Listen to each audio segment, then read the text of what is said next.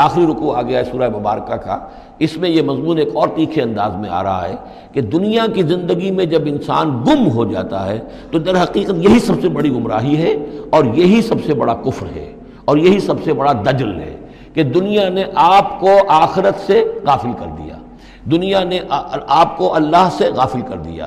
یہ دنیا اور اس کی چمک دمک سے آپ اتنے متاثر ہوئے اور گرویدہ ہوئے اور اس عروس ہزار داماد کے ایسے عاشق ہوئے کہ آپ اللہ کو بھول گئے۔ یہ دجل ہے اصل، دجالیت یہ ہے اصل۔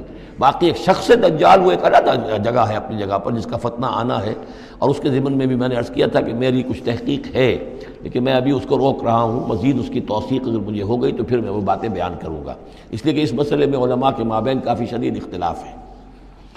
افحسب الذین کفروا ان یتخذوا عبادی من دونی اولیاء، کیا کافروں نے یہ سمجھا ہے کہ وہ میرے بندوں ہی کو میرے مقابلے میں اپنے حمایتی بنا لیں گے؟ عیسیٰ میرا بندہ ہے، کیا وہ میرے مقابلے میں آ کر تمہاری حمایت کرے گا؟ عبد القادر جیلانی میرے بندے ہیں، کیا وہ میرے مقابلے میں آ کر تمہاری مدد کریں گے؟ کیا تم نے سمجھا میرے بندوں کو وہ میرے مقابلے میں من دونی اپنا حمایتی بنا لیں گے؟ انا اعتدنا جہنم للکافرین نزلا، ہم نے ایسے کافروں کے لیے جہنم کو بنا رکھا ہے ابتدائی مہمان نوازی کے لیے، ان کی مہمان نوازی ہوگی جہنم میں۔ قل هل ننبئکم بالاخسرین اعمالا، یہ ہے اس صورت کا عمود۔ جو میں نے کہا تھا کہ پہلے رکوع کے اندر انا جعلنا ما علی الارض زینۃ لہا لنبلوہم ایہم احسن عملا، یہ سمجھیے کہ ایک کھونٹا تو وہاں گڑا ہوا ہے، دوسرا کھونٹا یہ ہے قل هل ننبئکم بالاخسرین اعمالا، کہیے ان سے کیا ہم تمہیں بتائیں اپنے عمل، اپنی محنت، اپنی جد و جہد، بھاگ دوڑ، اپنی سعی جو ہے اس کے اعتبار سے سب سے زیادہ گھاٹے میں کون ہے؟ محنت تو ہر ایک کر رہا ہے، جیسے کہ حضور نے فرمایا کلو نفس یغدو فبائع نفسہ، ہر انسان صبح ہوتی ہے تو اس کے بعد سے اپنے آپ کو بیچنا شروع کر دیتا ہے، اپنا وقت بیچ رہا ہے، اپنی صلاحیت بیچ رہا ہے، اپنی انرجی بیچ رہا ہے، اپنی اور ذہانت بیچ رہا ہے، شام تک بیچتا رہتا ہے اپنے آپ کو، کچھ کما کر لاتا ہے، بیچ کر اپنے آپ کو کچھ لے کر آتا ہے۔ تو یہ انسان جو ہے اس درجے اپنے آپ کو دنیا کے لیے انہوں نے بیچ دیا ہے اور ہماتن اسی کے لیے گم ہو گئے ہیں، لیکن اس بیچنے میں انہیں نفع کچھ نہیں ہے، نقصان ہی نقصان ہے۔ سب سے زیادہ خسارے میں کون ہے؟ الذین ضل سعیہم فی الحیات الدنیا، جن کی بھاگ دوڑ سعی و جہد دنیا ہی میں گم ہو کر رہ گئی، آخرت مطلوب ہے ہی نہیں۔ وہ تو ایک ضمیمہ سا لگا ہوا، مسلمان ہے، سنا ہے والدین سے روزہ رکھنا اچھا کام ہے، روزہ فرض ہے، روزہ رکھ لیا ہے، مطلوب کیا ہے آپ کا؟ اصل بات تو یہ ہے جو ضربہ سلام میں نے کل نوٹ کرایا تھا سورہ بنی اسرائیل میں، من کان یرید العاجلۃ عجلنا له فیہا ما نشاء لمن نرید ثم جعلنا له جہنم یصلاها مذموما مدحورا ومن اراد الآخرۃ وسعى لها سعیها وهو مؤمن فاولئک کان سعیهم مشکورا۔ طالب دنیا ہو یا طالب آخرت ہو، طے یہ کرو، طالب دنیا طالب آخرت کے لیے بھی اللہ تعالیٰ کلن نمد ہؤلاء وہؤلاء من عطاء ربک، دنیا میں اسے ہمیں رکھنا ہے، کھانے پینے کا بندوبست کرے گا، یرزقہ من حیث لا یحتسب، یہاں سے دے گا جہاں سے تمہیں گمان تک نہیں ہوگا، لیکن تم پہلے طے کرو تم طالب دنیا ہو یا طالب آخرت ہو۔ اور سب سے زیادہ گھاٹے میں وہ ہے من قل هل ننبئکم بالاخسرین اعمالا الذین ضل سعیہم فی الحیات الدنیا وہم یحسبون انہم یحسنون صنعا، اور وہ سمجھ رہے ہیں کہ اب تو بڑے کامیاب ہیں، میری ایک فیکٹری تھی اب میرے 3 مل لگ چکے ہیں، میں نے فلاں یہ تھا میں نے اب اتنی جائیداد بنا لی ہے، میرے اتنے ایسٹس تھے اور سال بسال گنتی کر کے ہم تو کامیاب ہو رہے ہیں۔ وہ سمجھتے ہیں کہ ہم کامیاب ہیں، ہماری محنتیں برابر ہو رہی ہیں، ہماری یہ دن رات کی کوشش جو ہے وہ نتیجہ خیز ہو رہی ہے۔ اولئک الذین کفروا بآیات ربہم، یہ وہ لوگ ہیں جنہوں نے اپنے رب کی آیات کا انکار کیا، چاہے کہتے ہو کہ ہم اللہ کو مانتے ہیں، قرآن کو مانتے ہیں، لیکن حقیقتاً اگر طالب دنیا ہے تو گویا کہ وہ اللہ کی آیات کا انکار کر رہا ہے۔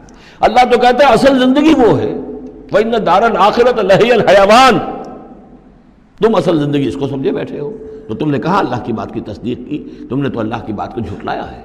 اولئک الذین کفروا بآیات ربہم ولقائہ فحبطت اعمالہم، یہ جو جھوٹی پھوٹی کوئی نیکیاں کرتے ہو اپنے دل کی تسلی کے لیے، جھوٹے تسلی دینے کے لیے، کوئی مسلی کھلا دیے، کوئی غریبوں کا کام ہو گیا، کوئی کسی کے لیے، یہ نیکیاں ہمارے ہاں قطعاً ان کی کوئی حیثیت نہیں، ان کے سارے اعمال اس قسم کی نیکیاں حبط ہو جائیں گی۔ فلا نقیم لہم یوم القیامت وزنا، تو اس دن ہم ان کے لیے قیامت کے دن جو ہے کوئی ان کا وزن قرار نہیں دیں گے، یا ان کے اعمال کو تولیں گے ہی نہیں۔ اعمال تو ان کے تلیں گے جن میں ایمان ہو، جن میں ایمان ہی نہیں ان کا اعمال کیا تلنا ہے؟ فلا نقیم لہم یوم القیامت وزنا۔ اب یہ ہیں دو مقامات جو میں نے کہا ہے کہ ایک کھوٹا وہاں، ایک کھوٹا یہاں، اسی لیے ابتدائی آیتیں اور آخری آیتیں سورہ کہف کی خاص طور پہ دجالی فتنے سے محفوظ رہنے کے لیے ان کو یاد رکھا جائے، ان کو پڑھا جائے، اور یہ کہ اللہ توفیق دے تو ہر جمعے کو سورہ کہف کی تلاوت کی جائے۔ درمیان میں پھر میں نے بتایا تھا زینت کا لفظ آیا، ترید و زینت الحیات الدنیا، کچھ اور آگے چل کر المال والبنون زینت الحیات الدنیا، تو یہ زینت دنیا اور زیبائش اور آرائش، اور یہ تمہیں اپنے اندر گم کر لیتی ہے، تمہیں نہ خدا کی ہوش ہے نہ آخرت کی ہوش ہے۔ ذالک جزاؤہم جہنم، یہ وہ لوگ ہیں کہ جن کا بدلہ جہنم ہے، بما کفروا، بسبب اس کے کہ انہوں نے کفر کیا، واتخذوا آیاتی ورسلی ہزوا، اور انہوں نے میری آیات اور میرے رسولوں کو ٹھٹھا سمجھ لیا۔ رسول آ کر یہ کہہ رہے ہیں کہ اصل زندگی وہ ہے، یہ سمجھتے نہیں یہ ہے، مان لیا ہوگی آخرت، چلو دیکھا جائے گا، کچھ نہ کچھ تو ہے نا، کچھ نیکیاں بھی ہم نے کر رکھی ہیں اور کچھ بہرحال ہمارے بچانے والے بھی ہیں، ہم سب بھی جو ہیں آخر حضور نے شفاعت ہماری کر ہی دینی ہے۔ جیسے یہودی کہتے تھے کہ ہم تو یہودی ہیں تو ہم تو اللہ کے بیٹوں کے مانند ہیں، چہیتے ہیں، لاڈلے ہیں۔ اب وہ آخری حصہ ان الذین آمنوا، جب ان کفار کی کیفیت یہ ہے، اور کفار سے مراد یہاں پر وہ منکر نہیں ہے، وہ کفار ہیں جو حقیقت کے اعتبار سے طالب دنیا بن گیا، چاہے اس نے لیبل اسلام کا لگا رکھا ہو، مسلمانوں کا وہ بہت بڑا لیڈر ہو، قائد ہو، کچھ بھی ہو، جو طالب دنیا ہے فی الواقع وہ ہے در حقیقت کی جو اصل کافر ہے، جس کو کہ ایک بزرگ کا قول جو ہے بہت عرصے بعد آج مجھے یاد آیا ہے کہ جو دم غافل سو دم کافر۔ اسی طرح جو شخص طالب دنیا ہے حقیقت میں وہ کافر ہے۔ قانوناً وہ مسلمان ہوگا، مسلمان ہو، مسلمانوں کا لیڈر ہو، وہ پیر ہو، وہ کوئی بڑا عالم ہو، کچھ بھی ہو، لیکن طالب دنیا، اصل طالب دنیا کا ہے یا آخرت کا، یہ طے کرنے والی بات ہے۔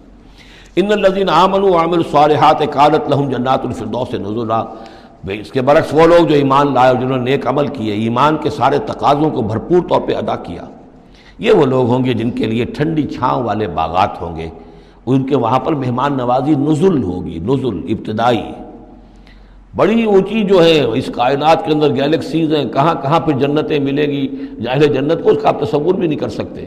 اس میں تو یہاں تک آتا ہے کہ ایک اوپر کے درجے والے کو نیچے درجے والا جنتی ایسے دیکھے گا جیسے تم زمین پر بیٹھ کے ستاروں کو دیکھتے ہو۔ یہ پوری کائنات آخر کس لیے بنائی ہوئی اللہ نے؟ کتنے اور سیارے ہیں اور کتنی اور جگہیں ہوں گی، کہاں کہاں اللہ تعالیٰ جو ہے جنتیں دے گا، لیکن پہلی نزول جو ہے یہی ہونا ہے، اسی زمین پر، قصہ زمین برسر زمین۔ خالدین فیہا، اس میں وہ ہمیشہ ہمیشہ رہیں گے، لا یبغون عنہا حولا، اور ان کے لیے، اور پھر وہ نہیں چاہیں گے کہ اس سے ان کو کہیں اور بھیج دیا جائے، یعنی یہ کہ جنت ایسی جگہ نہیں ہے جہاں جی اکتا جائے۔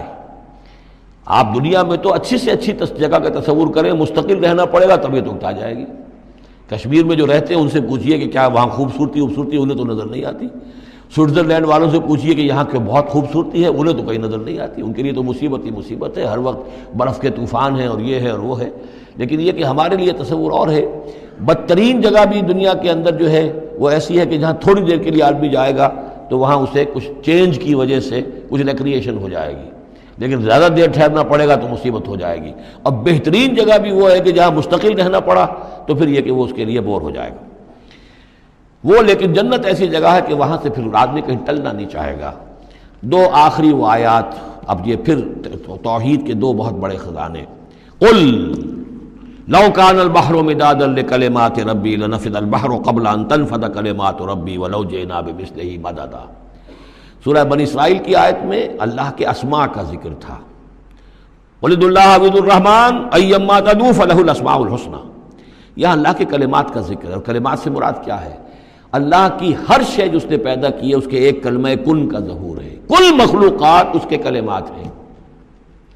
تو کیا کوئی انسان ہے جو اللہ کی جملہ مخلوقات کا احاطہ کر سکے؟